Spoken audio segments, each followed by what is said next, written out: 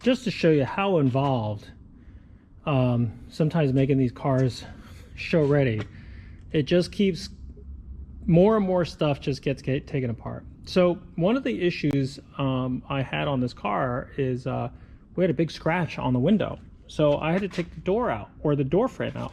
I'll show you what I did. Took the door out because we had a big scratch in the glass. Let me use this black t-shirt. It might be a little bit easier for you to see the scratch. Clean all these fingerprints off of it. But there's a big scratch in the glass.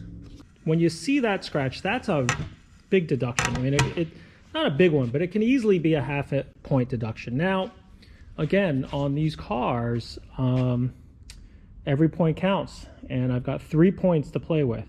And when I saw that scratch, I was like, these are the things that we have to make that decision. How far are we going to take this? Are we going to take the glass out and change it? We have some other issues here because this car has a stamping on the window, which it needs to be replaced. I'm trying to see, where is it? It's very light on this window, but it definitely has, this is part of the original window. So yeah, it's right there. You could just see it on this corner. But anyway, I'm getting a new piece of glass made and created and put it in this car, but I had to take the glass out. The problem with taking the glass out is the only way on a GTC the glass comes out is I have to take the door frame out, or the window frame. When I got the window frame out, two things happened. One is one of the capture nuts seized in the nut. So the bolt seized, it's had to get it drilled out, so I'm gonna have to fix that. And then the other problem is the glass itself has a bracket that is completely rotted. So luckily I can get this bracket. So when I get the new piece of glass, I'm going to put a new bracket in. Yeah, it looks like this car, I don't think this door frame was taken out when it was painted, because a lot of the original felts and things like that this looks pretty original. Pretty good shape. I mean, it looks rough, but I don't think it's that bad when you think about it's lasted this long and the chrome is holding up really well. However, that's why this thing is so rotted, because all the years of water dripping down the window and then collecting at the bottom of the window is rusty, and that's why it's rusted out. So have to replace that now. And it is kind of like a slippery slope, because the other window is also got problems, and it just it's just one step at a time, you know, just trying to put this car back together. I've got the steering wheel back in, I've got the gauges cleaned. I mean, things are coming along inside, but it's projects like these that you just wonder, oh my God, how far are we going to take it? But trying to keep it under control, but also making this car right so that we have a chance at winning something at Cavallino in a few months. All right, I got some plating back for this green GTC, so I'm just kind of going through all this stuff. I love getting fresh plating because it's all so nice when everything's cleaned up and has this fresh plating all over it. This stuff is white cad, so it has this really nice white silverish finish, but it's not super shiny like you would see with chrome. Like, this is chrome, so you could see how this is just really, you know, beautiful and has chromium plating on top of it. But white cad it's a cadmium cadmium that's put on there. But the problem these days is a lot of this stuff is really getting hard to find people who do it, because it's not really environmentally safe. It's got, I understand that there's arsenic in the chemicals that they use in the process of white cad, but white cad looks a particular way, and it is so hard to replicate this color without doing it in white cad. I mean, people have been replacing it with clear zinc, but zinc tends to be a little bit more blue.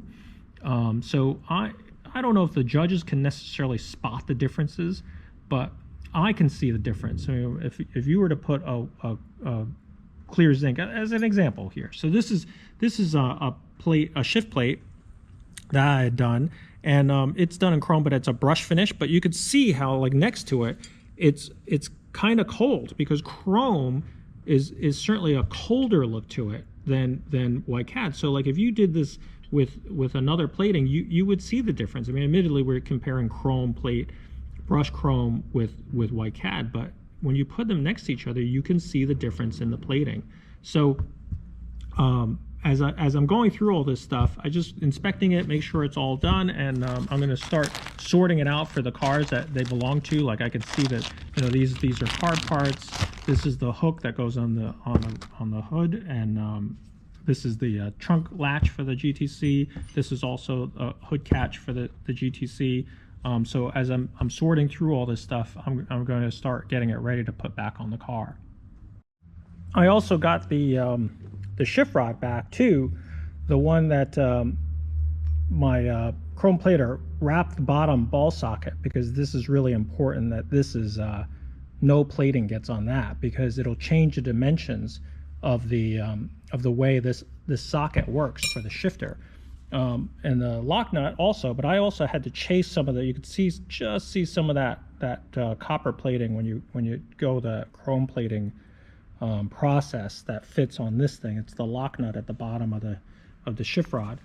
You know, inevitably, whenever you plate something, there's always a chance that some plating is going to go where it's not supposed to go. So I had to chase these threads off just so that this would thread back on. Just that little bit, a couple thousandths of plating will change the way threads work. So you could see that I had to cut some of the threads out again, and it's down, cut past the copper to get that to work again. So I'm going to start putting this all back together, and you know, onto the next step of getting this car to show level. So since I had this taped up, since my plater had taped up this end, he did put a layer of copper on the steel piece, so it is a little bit different. So when I went to put it in, initially it didn't fit in really well. It was a little tight at the ball socket. But what I've done was I just started sanding it off, and then as I got close, I coated it with some Dicam, which is that blue dye, and fit it in here. And as it started to get better and better, I would hold it the way it was supposed to be and just go through the gears and feeling where it was making marks on it. So when I took this out and looked at it, I could see where it would mark, and I would just take that little bit off and just kind of work it layer by layer. I mean, we're talking about thousandths of an inch just to take it out a little bit at a time until I was able to put it in, and it's perfect now. I mean, it's the socket in position is just turning very, very nice. And I think the reason why he ended up putting some copper plate is because whenever you chrome plate something, you have to dip it in acid and take the original plating off, and it inevitably takes a little bit of the metal off. So his fear was that if you take a little bit of metal off and you put it in copper, it'll put a little bit more copper back to replace the steel that might have come out when you dip it in acid. I think what happens is when in the plating process, depending on how long it sits in the acid, is how much metal comes off. But I think inevitably you're going to end up taking some of the metal off, and you have to build it back up with copper. So, and if you look really closely, you could just see the metal underneath as I was sanding till it was perfect, and then some of it is in copper. But now it fits perfectly, and when I put it in the socket, there's no resistance. So it fits as it originally fit, and now I can go ahead and put this thing back together and have a really nice shifter set up. I had to pull the tachometer out of the Green Ferrari because the glass inside seems to have just some kind of schmutz, for lack of a better term. You can just see it in here as you move the gauge around. It's just this layer of something that's just actually on the inside of the glass. So no matter what you do on the outside, you have to, it doesn't come off. So the owner was telling me that it's one of those little things that he just drove me nuts. I also feel like, it's a possible deduction. They might see it, and judges might just say that's not good. So we kind of have to take it out. Getting them out wasn't easy. Sometimes they're easy, sometimes they're not. I got the speedometer out pretty easily, but the tachometer was a little bit harder because of the ignition ignition key and all that other stuff that was kind of in the way to get behind, because you have all the lights and the speedometer or the tachometer cable to pull out, and the bracket, and getting access to all these little nuts and screws from behind was a little bit of a challenge, but I got it out. So now the next challenge is to take this apart. I mean, the gauge itself works really well. It's just you got to take this trim ring off, and they have these little tabs that are really easy to break off if you bend them the wrong way. But I have a technique that you just kind of have to pry them just enough to sneak a couple past, and it should pop out. So let's go ahead and take this gauge apart. Okay, so the trick to this is to try to bend these tabs. Sometimes you don't need to bend them so much as to just kind of get them to release. I can see that this is a little tight, so let me see if I can just get it past the lip. See, like there, I just got one tab off the lip, so I'm going to try to get the next one off. There you go.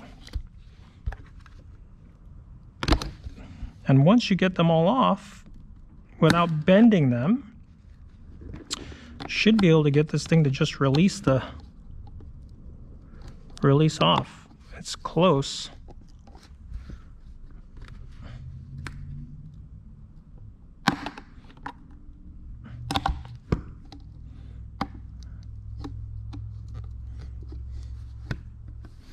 It's really close. Let's just see if I can just get.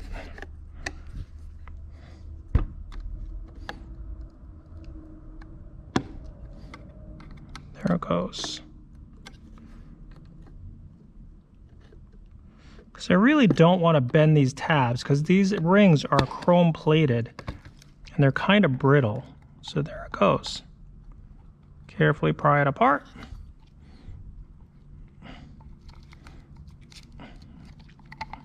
Just got to get it past the second lip, which is the plastic ring.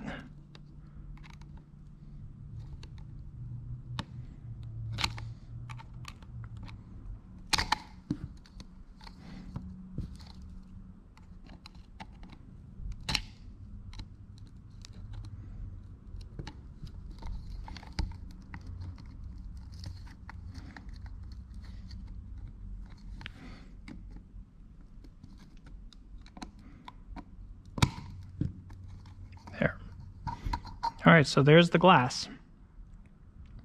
So it looks like it's still kind of glued in place, and you can see that fuzz. So what I'm going to do is just get some glass cleaner and a new piece of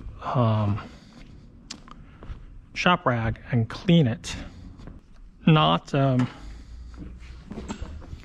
It's really not that dirty. It's just whatever this stuff is. It's just like some kind of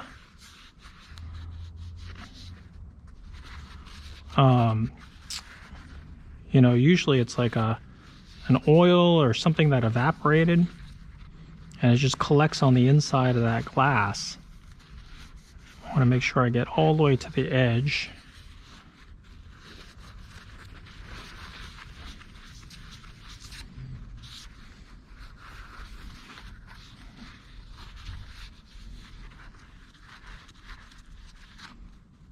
Yeah, it still has a little bit of, I could see just a little bit of something.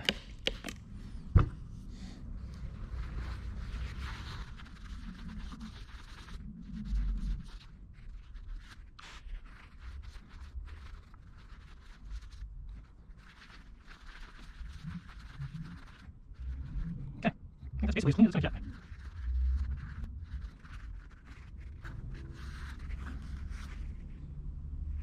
Okay, so now we just put it back together. Slide it under these tabs. Stretch out a couple more.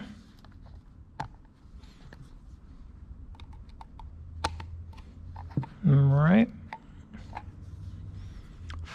This looks pretty clean, so I'm not going to touch anything. I'll do the same thing. I'm just going to get one or two started here.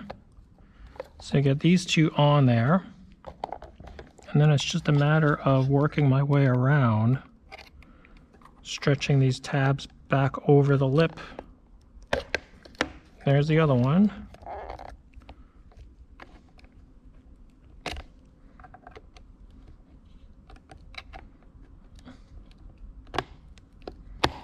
There's the other one.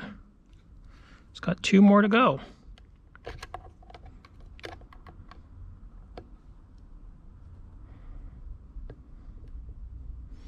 It looks like this gauge was apart at one time already because these tabs are coming off way too easy. I think somebody had already kind of worked them off a little bit.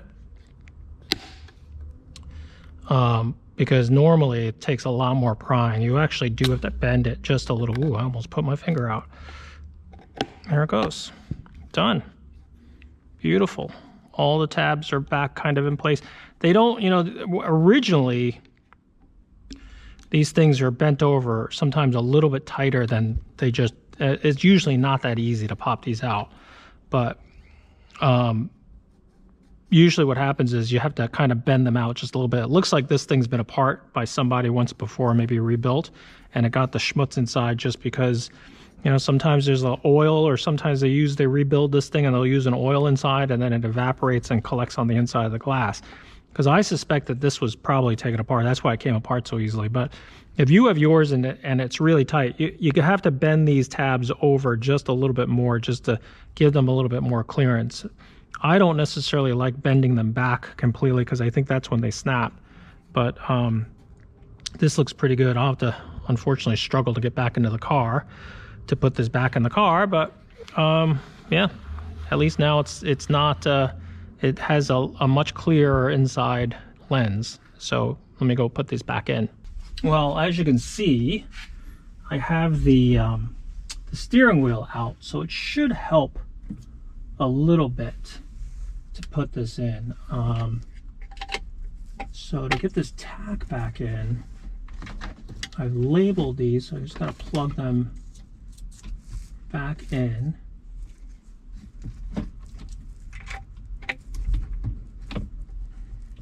The one that's kind of tight is this one back here, so I think I'm going to save that one for later. Okay. And then I'm going to just slide this back in. All right. And then I got to get underneath. So here we go.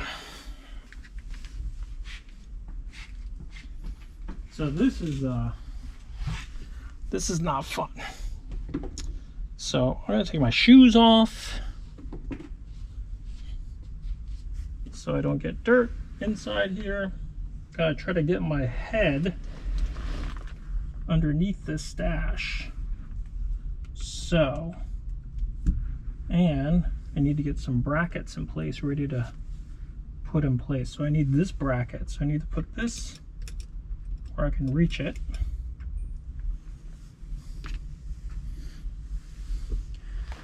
Try to get myself in position without breaking anything, because the problem we have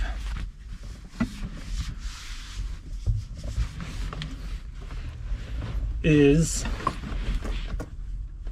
these stalks here are really delicate. So if I bump them with my head, I could snap it off. That would not be good. The other problem we have here is I gotta get this bracket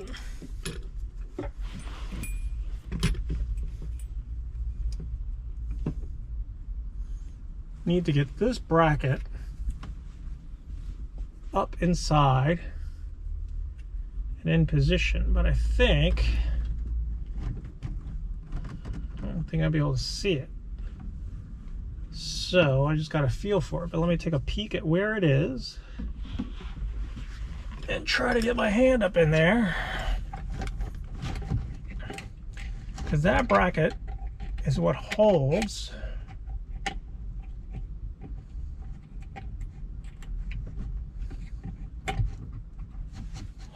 the gauge in place. So I think, yep, that feels pretty good. Check it. A little crooked, but let me see if I get a little better position here.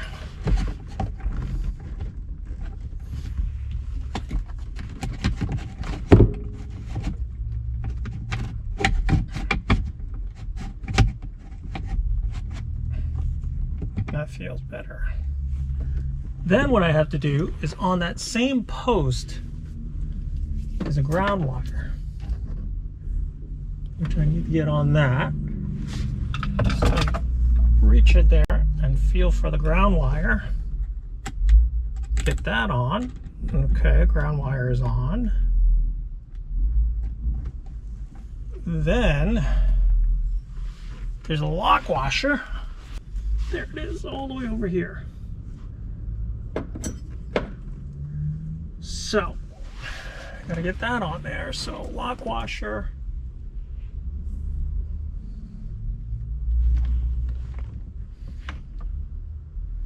And the knob. All right, so.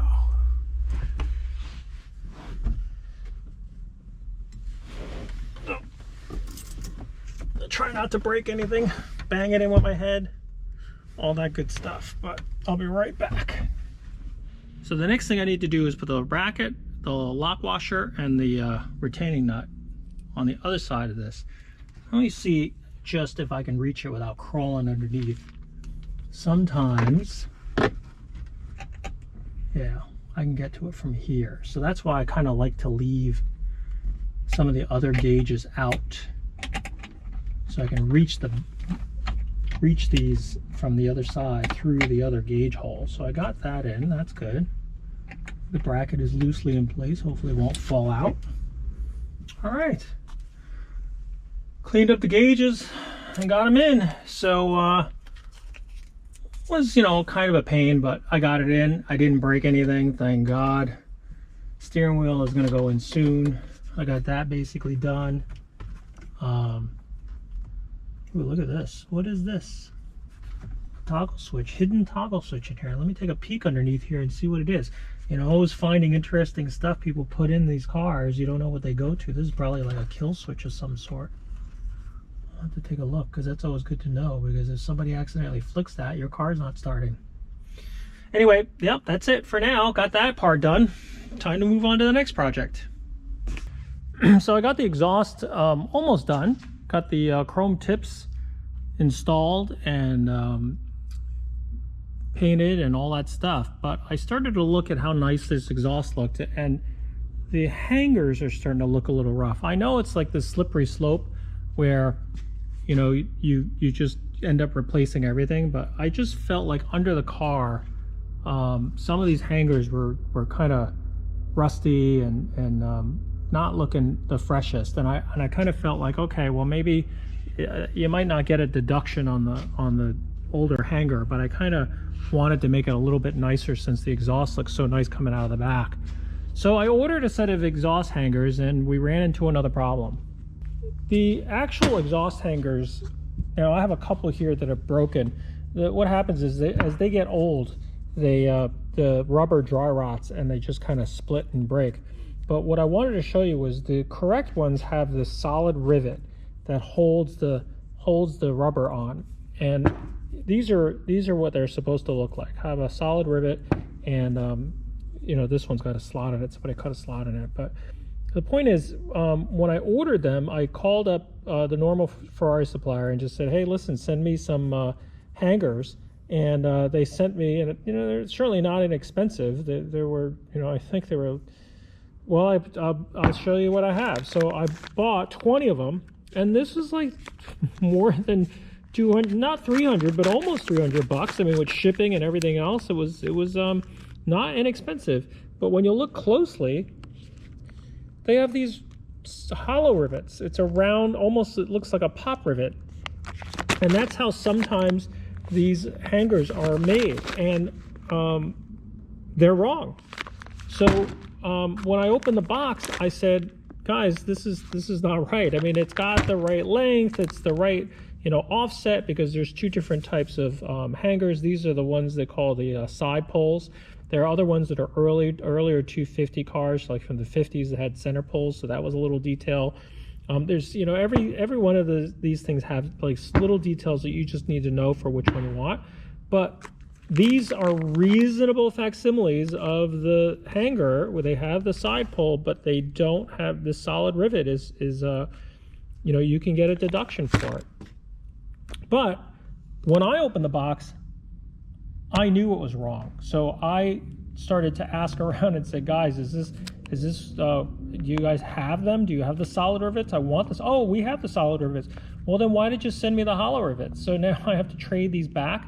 They said that these hollow rivets are cheaper, and I said, well, I don't care if they're cheaper. They're wrong. If I'm trying to put together a car for a Concours, don't assume that I want the cheaper one. I want the correct ones. So they're nice enough that they're going to exchange it. I'm going to get a RMA. I'll send that one back, and then they'll just credit me or send me. I'm sure the correct ones are probably more expensive than these. Obviously, they call them the cheap ones. But my concern sometimes is I do this all the time. This is what I specialize in. This is the stuff that I do preparing these cars for a Concours. I've been doing this for a while. But what frustrates me sometimes is that the suppliers, they're not Concours people. They don't even go to the shows. Like, I don't see a lot of these vendor guys, you know, judging or building cars. They're just selling parts. So what frustrates me is that a guy who's sitting somewhere and has one of these cars, and he's preparing the car himself, or he's got the information and he's putting it together, and he's trying to build a nice car, and he calls the vendor and he says, I want exhaust hangers to replace the ones that I have in the car, and they send him these, and he'll just incorrectly put them on the car because the vendor tells him this is what the Ferrari exhaust hanger. He'll say, are these correct? Yeah, these are correct. But you know, I always tell him, it's like, well, who told you they were correct? The judge or the vendor, or the guy who knows what goes on the car, or the guy who's selling it to you? Because any guy who has, you know, thousands of dollars of hangers is certainly going to tell you that he's got the right hangers for your car. I see that a lot of times. I see that with weather stripping. I see that with all sorts of little details. That, you know, always verify what is correct for your car. Don't take the word of the vendor. And I'm not trying to say the vendors are out to get you, but you know, they're just not in the business of building show cars. They're just in the business of supplying parts. It's almost like your job to figure out what's right. So that was the today's struggle with trying to get this car prepared for Concours.